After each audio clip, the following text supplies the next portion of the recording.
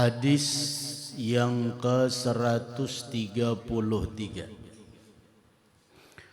Wa an Abi Fatimah radhiyallahu anhu qala li Nabiyullah sallallahu alaihi wasallam, telah berkata kepadaku oleh Rasulullah sallallahu alaihi wasallam, ya Aba Fatimah, in aradta an talqani ay an talqaniya fa akthiris sujuda. Rawahu Imam Ahmad dan Ibnu Majah bi isnadin sahih, dengan sanad nang sahih, illa annahu qala qultu ya Rasulullah akhbirni bi'amalin astaqimu alaihi wa a'malu. Qala alaika bisujud fa innaka la tasjudu lillahi sajdatan illa rafa'aka Allahu biha darajatan wa hatta anka biha khati'atan. Wahai Abah Fatimah, jika engkau menginginkan bertemu dengan aku, ini dari Nabi nih mau ucapi kepada Abi Fatimah, fa'aksiris sujud, maka perbanyaklah olehmu sujud. Pertama, barang siapa hendak bertemu Rasulullah di negeri akhirat, ini secara am, secara umum, maka di antara amalnya ia memperbanyak sujud kepada Allah. Garis miring sembahyang, salat, iqamatus salat. Dua, barang siapa ingin berjumpa dengan Rasulullah di dunia dan di akhirat, di dunia bisa mimpi, bisa yaqzah, amalannya fa'aksiris sujud. Itu arti talqani. Tiga, barang siapa ingin berjumpa denganku, kata Rasulullah. Ku di sini bermakna Nur Sidin, maka perbanyak sujud. Sesungguhnya orang nang sujud itu adalah jalan menenggelamkan diri dalam kefanaan diri atas nurnya Rasulullah.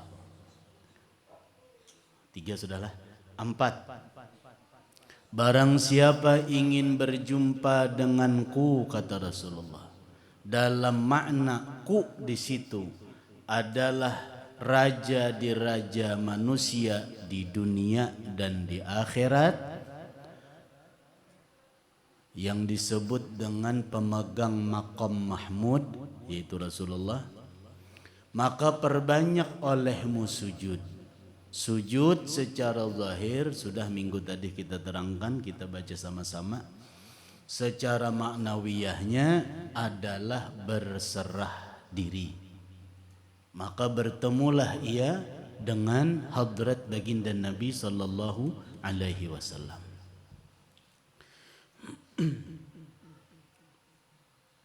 Senada dengan itu sambungan hadisnya, yaitu ada awalnya daripada pertanyaan kepada Rasulullah. Qultu, ujar Abi Fatimah bertanya kepada Rasulullah, wahai baginda Rasulullah, akhbirni bi'amalin astaqimu alaihi wa a'mal, beritahukan kepada ulun akan sebuah amal astaqimu alaihi, nang pacangan ulun itu beristiqomah atas amal itu, wa a'malu, dan dengan nang pian padahakan itu ulun akan amal, senantiasa mengamalkan dan mulazamah kepada itu.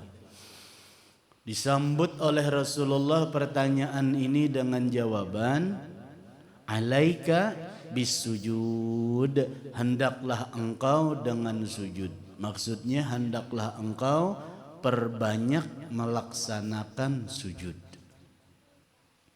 Fa innaka la tasjudu lillahi sajadatan, sesungguhnya engkau tidaklah sujud terhadap Allah, sesungguhnya engkau tidaklah sujud untuk Allah dengan sebuah sujud, illa rafa'allahu bika darajah, kecuali Allah telah mengangkat derajat bagi engkau.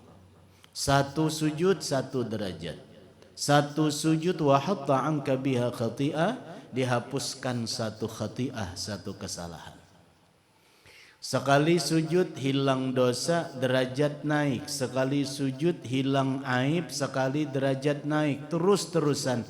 Maka semakin banyak sujud, semakin tinggi derajat.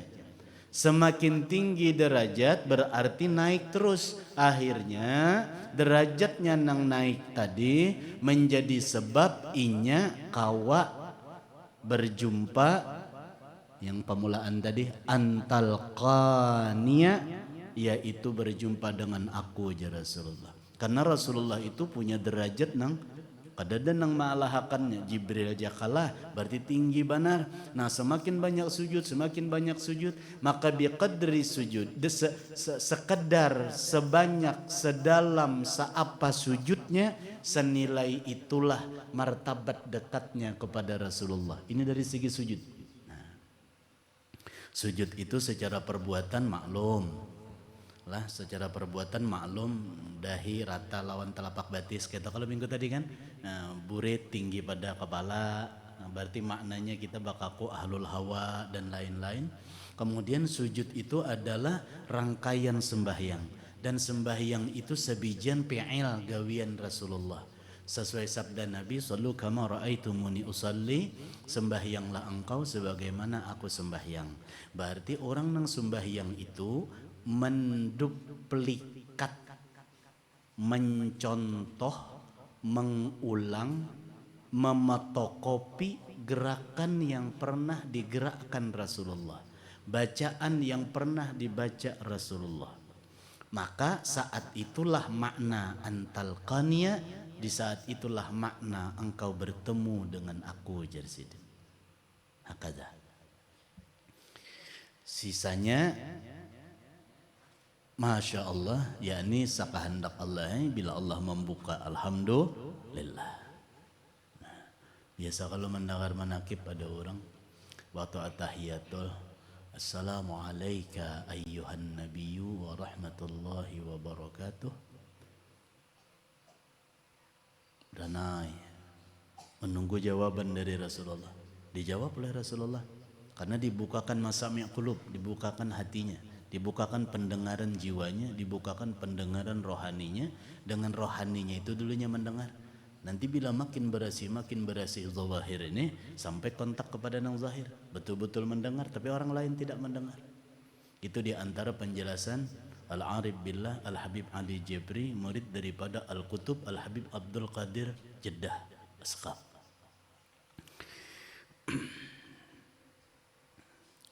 Nah, jadi dari sebuting hadis ini tadi sangat-sangat luas maknanya kepada kita. Bagi kita nang awam, paaksiri sujud berarti banyaki sembahyang sunat. Itu anunya nih awalnya, banyak-banyak sembahyang sunat.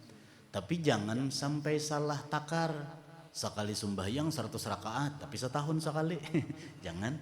Jadi ya, tadi dilatih zuhur wajib 4, ada sunatnya, ayo tambahi dulu. Itu dulu dilatih nang mengawani wajib dulu. Mengawani wajib. Nawapil nih. Hanyar kena hanya nang tengah malam. Tahajud kada kawa tiap malam, seminggu sekali, kada kawa sebulan sekali, tapi rutin. Nah, dan ada unsur basing haja, ada unsur qasad, ada unsur mujahadah, kesungguhan. 134 hadis lainnya. Wa kharraja Ahmadu min turuq an Abi Dzarrin. Telah ditakhrij, dikeluarkan hadis ini oleh Imam Ahmad dari jalan Abu Dzar Al-Ghifari. Kalau dalam kitab itu an Abi Dzarrin radhiyallahu anhu, berarti itu adalah Abu Dzar Al-Ghifari, sahabat Rasulullah. Qala, beliau berkata, sami'tu Rasulullah sallallahu alaihi wasallam yaqulu, aku mendengar jar Abu Dzar, aku mendengar dari baginda Rasulullah bahwasanya Sidin berucap, bersabda, man sajada lillahi sajadatan, barang siapa sekali saja inya sujud kepada Allah, kataballahu lahu biha hasanatan, ditulis oleh Allah baginya satu kebaikan yang mutakabbalah, kebaikan yang diterima, kebaikan yang diridhai. Wa hatta anhu biha khati'ah, dan dihapuskan daripadanya satu khati'ah, kesalahan. Wa rafa'a lahu biha darajatan, dan diangkat baginya satu derajat. Jadi hadis ini dengan hadis sebelumnya senada aja isinya. Sekali sujud sekali dapat derajat naik, sekali nang taimbai nalah kayak ini nah, kanan kiri minta jakabatis nih. Sekali aja sujud naik kanan, otomatis kirinya taundur. Derajat naik, dosa gugur. Isyaratnya derajat naik itu karena dosa ini terhapus. Dosa terhapuskan, aib tertutupi, segala macam sayyi'ah dan maksiyah diridhai Allah, maka naik derajatnya. Jadi naik derajat itu karena rahmat Allah. Allah Ta'ala menampakkan rahmat dengan cara menghapus dan tidak menganggap ada dosa. Artinya dimaafi sidin dah. Tanda naik derajat, dosa dihapus gitu. Dan penghapusan dosa ini tadi umat Rasulullah diadakan asbab. Umumnya taubat, istighfar, standar. Dan dirangkum dalam gerakan sujud. Orang kada berhak sujud saja kecuali sujud saja sebuting nah. Itu ngarannya sujud syukur. Ayo boleh. Atau sujud tilawah, mendengar ayat yang ada mengandung supaya sujud kepada Allah. Tetapi rangkaian sujud yang dimaksud adalah sembahyang di dalamnya ada sujud. Dan orang sembahyang tuh pasti dah berwudu, ya kan? Pasti suci dari hadas, pasti sudah orang tuh istinjanya beres, pasti waktu inya berwudu tuh sudah semalam dalam kitab awal isbaq wudunya dapat, bilanya berwudu pasti diingatakannya ya Allah ampuni dosa muha, dosa tangan, sebagaimana dalam kitab Imam Al-Ghazali. Kada ingat juga, yang penting konsentrasi berwudu lah, menghilangkan hadas kecil. Setelah berwudu doanya diajarkan Nabi, Allahumma ja'alni minat tawabin, ya Allah jadikan ulun orang yang bertaubat nah, masukkan ulun ni kepada golongan orang yang bertaubat dan golongan orang nang mutatahirin, orang yang bersuci, orang yang disucikan juga oleh engkau, orang yang menuju kepada engkau dengan kesucian. Nah, barakat inya berwudu, ngintu doanya, sucinya ahli taubat, berarti dosa kada dah. Lalu sembahyangnya karena kada sing dosaan, berasih bertemu kada dengan berasih bertemu. Putih itu kawannya putih, kalau pasangan putih hitam, pasangannya hitam. Pasangan laki-laki binian, samakah lelaki dengan bibini? Kada sama. Tapi berpasangan, bertemunya laki-laki itu ngumpulnya sama laki-laki, perempuan dengan perempuan, putih dengan putih. Artinya nang kada berdosa ngumpul dengan nang kada berdosa. Karena sembahyang tadi tahapus dosa, fadilat sujudnya diangkat derajat, dosa dihilangkan, naik derajatnya, efek derajatnya naik, rahmat diberikan. Wajar Nabi berkata, antal qaniya, pacangan berdapat lawan aku. Nah, dinten. Maka dari perentetan nangka ini dapat disimpulkan apa yang menghalangi kita jumpa dengan Rasulullah, kurang sujud. Ini kesimpulan anunya jurang apa jaga bahasa khulasah itu apa?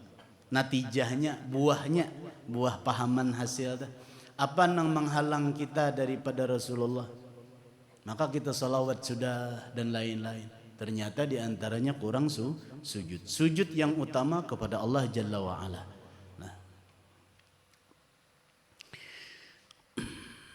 Dan memaknakan sujud tadi secara luas sudah juga. Wa rafa'allah, kemudian 135 dari Abu Hurairah. Ini senada juga dengan hadis yang sebelumnya.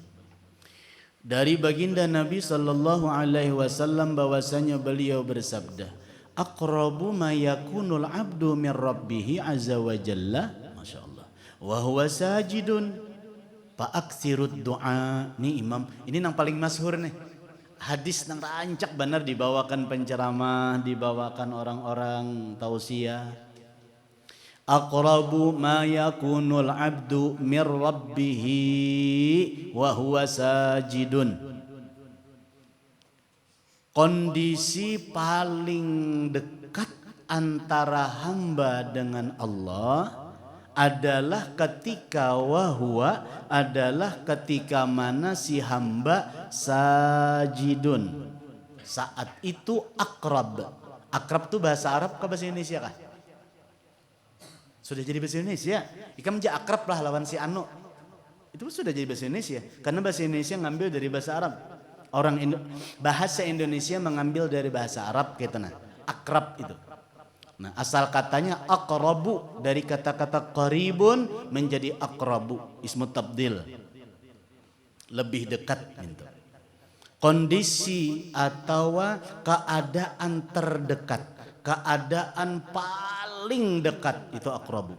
Mayakunul abdu min rabbi wa sajidun. Kondisi keadaan hamba paling parah, paling dekat dengan Allah, dengan Rabbnya. Masya Allah. Dengan Rabb, bukan bagusnya Rasulullah nih. Rabb bukan cobalah aqrabu ma yakunul abdu min rabbihi. Lain tulisannya, bacaannya, bunyinya kada kayak ini nah. Aqrabu ma yakunul abdu min ilahihi. Kada pakai ilah tapi pakai Rabb. Kenapa? Karena yang maha mencipta, maha mengatur, maha pemberi madat, maha memelihara adalah Zat Jalla wa'ala dengan nama Rabbul Alamin. Keadaan hamba paling dekat dengan Rabbnya adalah ketika si hamba itu sujud kepada Allah. Allah namanya. Nama lain Allah Rabb. Disebut Rabb karena dia yang mengatur, memelihara akan segenap makhluknya. Sehingga pemeliharaan sidin sangat dapat dirasakan oleh hamba Allah yang diberikan rahmat untuk musyahadah memandang. Yaitu memandang dengan syuhud rububiyahnya, memandang ketuhanan Allah. Oh Allah pangnang maatur, Allah na memberi napas, Allah na mengawakan, itu ngarana rububiyah. Nah, dipandangnya itu saat itu tuh lalu inya sadar. Kesadarannya itu membuat dirinya takluk dan bersimpuh di hadapan Allah. Takluk bersimpuh di hadapan Allah, bahasa lainnya sajidun. Takluk dan bersimpuh di hadapan Allah secara batin itu kesadaran dalam dada. Lalu keluar tasbih, syukur, tahmid, puji. Jika kondisi ini di dalam, kemudian berzahir, bernampak dalam laku perbuatan, maka laku perbuatannya adalah Allahu Akbar, engkau ya Allah yang maha besar. Ulun nih, nah, karena tadi didorong oleh kesadaran semuaan ini diatur sama Allah. Maka pelaksanaan ucapan kalimat takbiratul ihramnya itu betul-betul mengerdilkan dirinya, betul-betul menghina akan dirinya. Inya merasa akan hina tuh karena merasa diawasi, diatur, digaduhi oleh Rabb tadi. Makanya namanya Rabb. Lalu jiwanya sajid takluk kepada Allah diiringi oleh badan dengan iqamatus shalah. Ketika itu aqrabu ma yakunul abdu, paling parah orang itu saat itu dengan Rabbnya. Apa sabda Rasulullah bila kondisi kayak itu? Fa'aksirud doa. Maka ketika itu nang diperbanyak, tapi kita minta. Memuji itu karena memuji itu karena menyaksikan, jadi memuji itu. Logika kita yang awam, kita akan memuji sesuatu karena kita dipersaksikan kepada sesuatu itu indah, mempesona, membuat kita kagum, lalu muntung kita memuji dengan itu karena kita sedang dipersaksikan dan menyaksikan. Ketika mana kesaksian kita tadi membuat kita asik betul-betul dan terlena dengan keindahan itu, maka puji tadi tidak lagi dia keluar. Karena puji yang pertama menyaksikan, kemudian dekat dan betul-betul merasakan keindahan itu. Saat itu fa'aktsirud doa, perbanyaklah perminta kepada Allah. Jadi kedudukan meminta kepada Allah, kedudukan berdoa jika mana ketika dalam praktik zahir itu nang banyataan itu waktu sujud sembahyang. Merasakah kadakah musahadah kadakah bila hendak mengamalkan hadis Nabi nang macam ini, pokoknya sembahyang 2 rakaat di sujud terakhir barang nyo berdoa. Tapakai itu hadis gini. Jelaskah? Itu sebuting. Kita naikkan dikit dari itu. Yaitu salatlah dengan dorongan perasaan berdasarkan ingatan, merasakan, mengakui bahwa semua ini diatur oleh Allah. Karena ini aturan Allah, maka bersyukurlah kepada Allah dan pujilah Allah. Bunyinya alhamdulillah. Pembuktian dari puji itu, bergeraklah badan dalam laku sembahyang. Sampai kepada bentuk sujud pun ketika itu tuh adalah bentuk mensyukuri kepada Allah, mengagumi kepadanya, berserah kepadanya. Itu yang 2 tadi. Tapi ketika itu lidahnya mengucap subhana. Subhana rabbil a'la wa bihamdih, subhana rabbi ay subhanallah, subhana malikil quddus dan lain-lain. 2 dah dari yang tadi. Naikkan pulang ke sini ketiga. Dia rasakan, inya akui bahwa memang itu dari Allah dan hanya Allah yang pantas untuk dipuji, dan inya dibukakan oleh Allah kesadaran bahwa inya nang mengagumi dan memuji itu tadi juga ditolong oleh Rabb yang maha mengatur itu. Darinya lah kekuatan pujian itu. Ketika yang begitu dia betul-betul sajid kepada Allah. Kalau begitu fa'aktsirud doa, perbanyak engkau minta kepada Allah. Nah kayak itu nah. Minta terus sebagaimana biqadri dengan ukuran yang Allah beri kepada kita. Dari semuanya tadi satu sama lain tuh saling berenteng. Satu sama lain saling berhubungan. Tidak akan bisa disebut 2 kecuali telah melewati angka 1. 3 adalah kumpulan 1 dan 2. 4 adalah di dalamnya antara 1 begandeng sampai 4 buting, atau 2 tambah 2, atau 3 tambah 1. Yang namanya 4 di dalamnya pasti ada nilai 1, 2, dan 3 dan seterusnya. Yang ulun kisah tadi tingkatan 1 kayak ini caranya, tingkatan 2 kayak ini, tingkatan 3 kayak ini. Yang di atas ini adalah orang-orang yang oleh Allah Subhanahu wa taala telah diberi pertolongan untuk merasakan dan tenggelam dalam praktek itu. Tapi semua dari mereka diawali dengan yang pertama. Yang pertama apa? Nawaitu lillahi ta'ala usalli. Dasar itu berada basing haja, beingat, baudu, ingat lawan dosa, minta ampun, berdiri, fokus, konsen. Sampai inya menghadap begini, apa aku nih bujurkah sudah hadap kiblat belumkah? Waktu sujud ingat, tandakkah si kuku kadakah? Tejunggitkah buritku kayu basumbalit kadakah? Dahikah di lantai ini bumbunankah? Semuaan konsennya kepada zahir. Setelah zahirnya ini pas, perlahan dia akan meningkat. Nah, yang meningkat ini adalah bimasyiatillah, yaitu sesuai dengan tarikan dan rahmat daripada Allah Subhanahu wa taala. Jadi hadis ini tadi aqrabu may yakunul abdu min rabbih, kedudukan hamba yang paling parak dengan Allah Jalla wa ala selaku Rabb adalah ketika mana si hamba itu sajid kepada Allah. Dalam orang sajidun tuh sama jar orang belajar tasrifan tuh fa'ilun ya intena, pelakunya. Dan fa'ilun itu pasti ada amal, ada gawi dan ada objek nang digawi. Nah, apa gawian? Petani. Pasti gawian petani itu bertanam, ya kah? Ada nang digawinya dan ada objek nang digawinya. Jadi bilanya sajidun pasti gawiannya itu suka sujud dan itu dipraktekannya dalam segi zahir. Nah, Artinya kada hanya batin aja kada. Karena kita salah kaprah juga, yang penting aja dalam aja dulu aja. Jangan kada mau juga.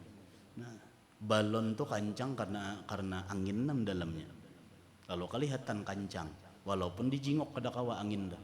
Nah, cuman angin tuh pang keluarakan, jangan ada balon nama bungkusnya kawalah, kada kawa. Maka itu aja penting akan luarnya aja kada usah isi. Ayo pelang balon itu tadi kada usah bertiupan, lama hanya. Kawalah selamat ulang tahun. Anu kayak beramin. Ya keduanya itu beriring, tak ada lebih, tak ada kurang. Karena dia beriringan. Sama nang kayak kita nih, antara hati, perasaan, akal, pikiran ini beriring lawan awak. Cuman kita kadang-kadang, ulun pribadi itu merasa kadang-kadang kada kawa akan meiring menyeirama akan antara hati dengan perbuatan, antara hati dengan perasaan dengan laku amal nih nah. Nah bilanya kawa melatih itu nah iring. Kayak itu tuh juga kena nang lain-lain tuh. Beiringnya juga nya. Nah. Kawalah ini nang kada baik ya contohnya biasanya terdapat paham. Main bola sambil menghayalakan makan. Lagi nyepak bola tuh nang dihayalakan lagi menghirup soto minta nah, tapi batis nendang bola. Tetendang aja pang bola tuh cuman lengkokannya kira-kira kayak apa. Nanti kita kada seiring, jadi kita latih seiring. Nah supaya nyaman seiring, kita cari amal nang sudah baku, sudah jadi, tinggal gawi, tinggal rasuk. Apa? Sembahyang. Sembahyang tuh kan sudah ada aturan loh.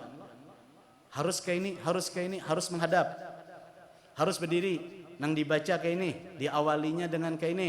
Ada beretan aturan sembahyang nih, rukun-rukunnya maksudnya syarat-syaratnya. Tinggal kita pakai, kita rasuk. Ketika pas rasukannya, iya toh kaina pacanga mendatangkan hasil. Nah minta. Alhamdulillah. Yang supaya ini basambung, kita sambung judul hanyar tuh 2 buting hadis sajalah karena berkaitan lawan ini. Sawabutul lil qiyami fis shalah, pahala lawasnya berdiri dalam sembahyang. Qiyam tuh berdiri, sujud tuh berdiri ke kadang secara badan awak praktik tubuh. Sujud itu bukan berdiri ya. Sujud itu adalah menghantarkan anggota 7 di atas lantai. Sedangkan berdiri itu al-qiyam adalah menopang badan dengan kedua telapak kaki.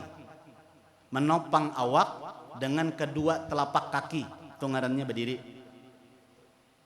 Kalaunya sujud itu menghantarkan anggota 7 di atas lantai. Ini secara praktek batang tubuh. Dari Jabir bin Abdullah radhiyallahu anhuma, amin. Qala Sa'ala Rasulullah su'ila Rasulullah sallallahu alaihi wasallam, Rasulullah ditanya, ayyus salati afdalu. Rasul pernah ditanya, sembahyang apa nang paling afdal? Apa jawaban Nabi kita sallallahu alaihi wasallam? Qala tulul kunut. Kunuti panjang kunut jadi sidin. Itu sembahyang paling afdal. Kunut itu apa? Kunut subuh kah? Lain. Yang antum bisi kitab tulis di bawah kunut tuh.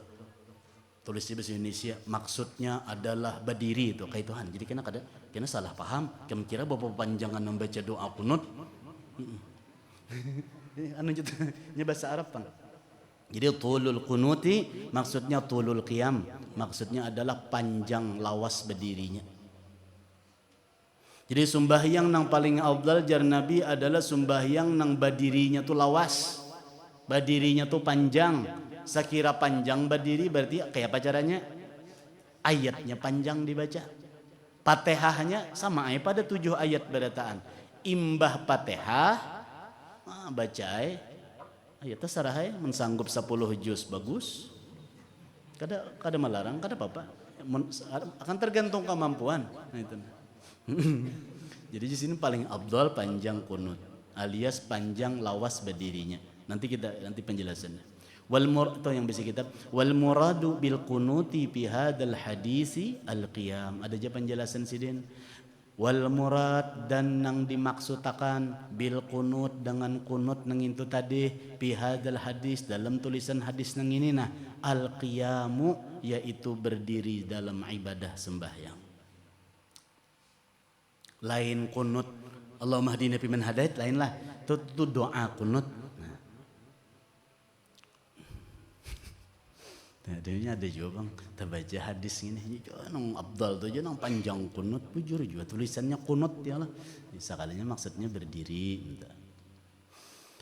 Kemudian hadis selanjutnya 137 daripada Abdullah bin Habsyi bahwasanya jarsidin anan Nabi sallallahu alaihi wasallam masuila, sidin minta juga bahwasanya Rasulullah itu ditakuni di antara pertanyaan nang ditakunakan ke Nabi, ayyul a'mali afdalu, nang di atas tadi kan ayyus salah, sembahyang nang apa nang paling afdal.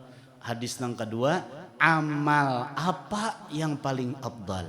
Jawabannya tulul qiyami, yaitu qiyam nang panjang.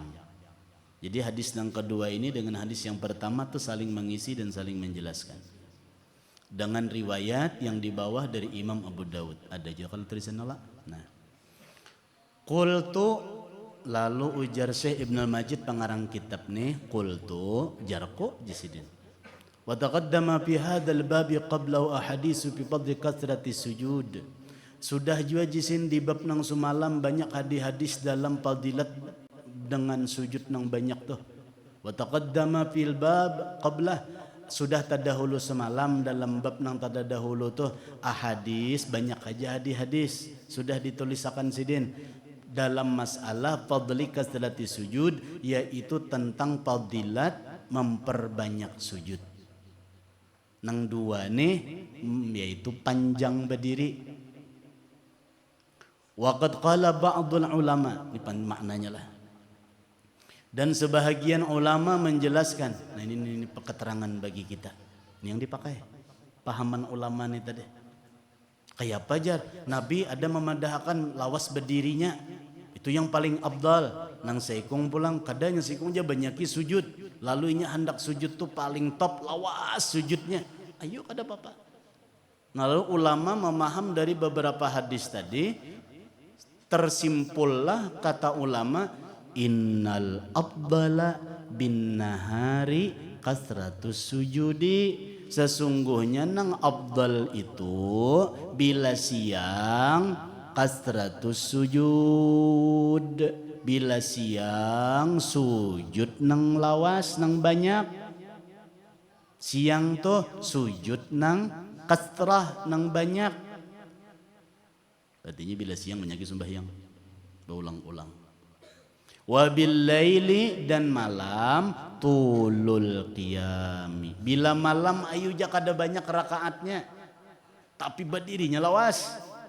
2 rakaat aja sembahyang malam 4 jam ya tuntung. Misalkan. Nah, kada Bapak, atau semalaman 8 rakaat malam, tapi setiap rakaat misalnya kita anggap standar sejuz. Berarti 8 rakaat 8 juz. Nang baca laju, nang baca terlambat juz tadi ulah setengah juz, kada kawa jua rubu' seperapat juz, kada kawa jua qul ya qul hu ayu ja. Nya kada wajib juga tuh, kada wajib. Nah, cuman ulama memberikan pengertian kepada kita keandakannya. Siang banyak sujud. Banyak sujud siang. Nah, malam panjang berdirinya. Kama jaa fi wasfi salati Rasulillah sallallahu alaihi wasallam bil lail, sebagaimana telah datang berita dan kabar tentang wasfun fi wasfi salah, yaitu sifat salat Rasulullah. Artinya laku cara salatnya Nabi, telah datang berita kepada kita yaitu tentang khabar dari para sahabat Nabi bahwasanya beliau itu sembahyangnya bilail pada malam hari itu biasanya berdirinya lawas. Pernah kalau mendengar Rasulullah sampai bagaimana kaki beliau? Sampai berubah dari awalnya ada pembengkakan. Kenapa? Karena begitu lama menopang berat batang tubuh. Awak kita 60 kg atau 65 gram dan seterusnya. Berapa beratnya awak itu berataan itu ditahani oleh telapak batis. Saapa lawasnya sa itu batis menyandang. Bayangkan kalau Nabi SAW sampai terjadi perubahan begitu pada kaki kadang beliau, otomatis lawas menyandang. berdirinya itu. Nah itu, menopang tubuh. Kalau ulun pribadi rencak lintuhut pang bangkak, ulun mulai main bulu tangkis. Ya loncat-loncat, berarti nang menopang dari ini pemahaman fisik. Berarti menopang berat tubuh ketika terjadi lompatan adalah pada tungkai dan lutut, sehingga tumpukan otot menahan berat batang tubuh pada otot bahagian belakang lutut, terjadilah pembengkakan. Maka logis Rasulullah berdiri lawas, kan berdiri kalau sembahyang tuh qiyam ngelak, dan sini membaca ayat di malam hari itu panjang-panjang, dan itu kada bergerak. Maka yang mana bangkak? Otomatis bahagian yang paling menahan ketika berdiri apa? Di atas telapak batis, di atasnya ada mata kaki, ada tungkai mata kaki. Nah, kayak ini, di sini bangkak nah. Karena kalau lintuhut nih belakang lintuhut, kalau di batis nih penahan kita berdiri itu di higa buku lali itu. Ini japai seorang anda. Kalau otot gana di belakang di higa buku lali itu nah, di atas tumit di belakang pada tumit tapi di atas. Ada kalau gana kalau uratnya dah, yang itu menahan awak tuh sampai tuh ke pinggang. Cakap urutan tuh lincah atau memadahkan. Nah, bangkak di situ berarti menahani awak. Itu bukti bahwasanya Nabi SAW secara fisik beliau adalah lama berdirinya ketika beliau melaksanakan ibadah di malam hari. Wa jama'an bainal hadis, dan banyak juga hadis yang lainnya menjelaskan itu. Jadi kepada kita nang mana nang afdal, tergantung nang mana kita pilih, tak ada paksaan dalam agama. Lebih senang banyak sujud, ayo silahkan. Tapi kalau andai kata memilih waktu, apa nang digawi di siang hari, kasrati sujud, banyak sujud. Artinya tuntung sembahyang bangun berdiri, tuntung sembahyang bangun berdiri, tuntung sembahyang bangun berdiri. Kenapa? Karena siang ini banyak gangguan pandangar lebih lain. Pian tak siang hari itu nak berdiam ya, macam-macam tuh didengar.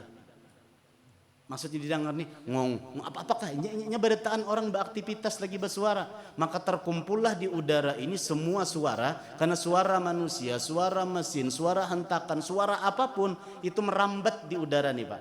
Dan itu ngumpul sehingga pendengaran kita menjadi terganggu. Maka karena ketergangguan pada pendengaran itu akan mengurangi dan potensi untuk khusyuk agak lambat.